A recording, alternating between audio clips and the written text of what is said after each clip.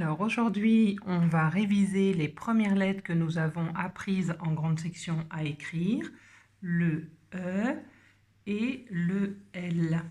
Donc avec ton doigt sur une feuille ou dans l'espace, tu peux essayer de faire le E et le L. Alors pourquoi on apprend à écrire le E comme toute première lettre en grande section? C'est la lettre la plus fréquente que l'on rencontre en français.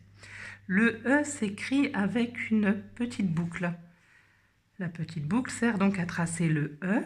Vous allez prendre soit une feuille avec juste une ligne de tracé, soit un cahier comme j'ai, avec des lignes.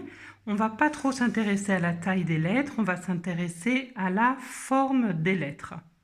Donc, juste une ligne, ça suffit. Pour faire le E, on pose son crayon en bas à gauche et on forme une petite boucle. Alors vous pouvez faire 3 ou 4 E. Voilà, une petite boucle toute simple. Jamais on écrit le E comme ça, comme on peut le trouver dans certaines polices d'écriture. On n'écrit jamais le E comme ça, parce qu'après on ne pourra plus attacher les lettres entre elles. Ça deviendra plus compliqué. Donc on révise le E et nous allons aussi réviser le L. Alors le L, c'est une boucle aussi. On va agrandir la petite boucle en dépliant ses doigts. On pose son crayon en bas à gauche sur la ligne et on déplie ses doigts. On monte la boucle et on redescend bien droit. Pareil, on peut tracer 3, 4 L. On a déplié ses doigts, le pouce, on pousse avec le pouce et on déplie les doigts.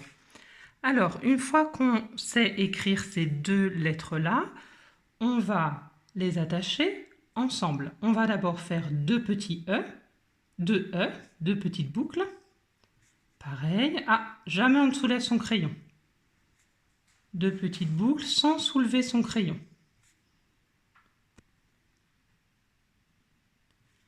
Ensuite, on va venir faire une petite boucle et une grande boucle, sans soulever son crayon.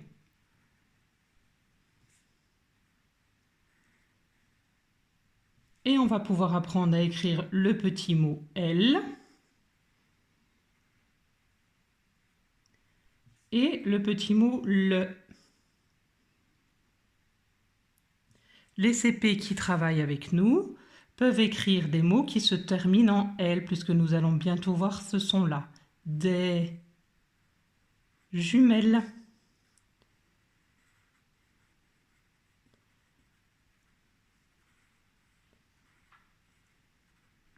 On voit bien dans ce mot que je n'ai jamais levé mon crayon. Des belles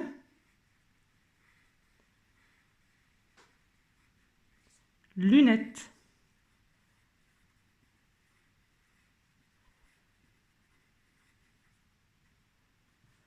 Voilà.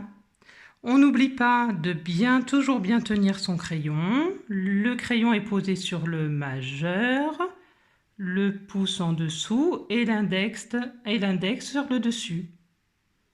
Le poignet est bien posé sur la table, sur le cahier, pour que je puisse bouger correctement mes doigts.